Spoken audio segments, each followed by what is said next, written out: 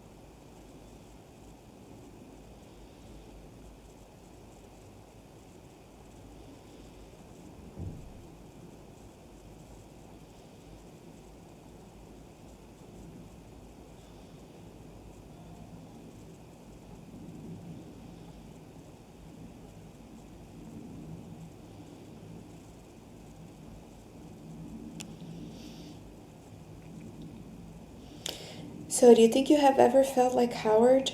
¿Te has sentido alguna vez como Howard? Think about what are some of the things that he learned about his body, places that he can feel in his body, those emotions, those bad emotions. Piense en qué partes del cuerpo Howard pudo sentir sus emociones, cómo él sabía que venía el enojo, que él se iba a poner malhumorado. And then you can think about how you can use that for yourself, how you can help yourself say stop. And it's okay to back away.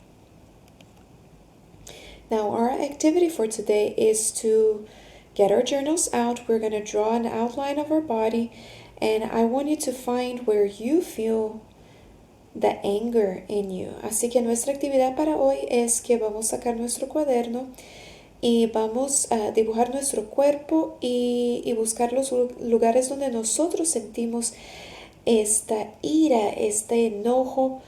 ¿Dónde es que usted lo siente? Because remember, we are all different. Maybe you don't feel it in your tummy. Maybe you feel it in your head. Maybe you feel it in your chest. Recuérdese que nosotros somos diferentes, no somos todos iguales, así que quizás no sea como Howard, no lo sienta en su estómago, tal vez lo sienta en otra parte de su cuerpo.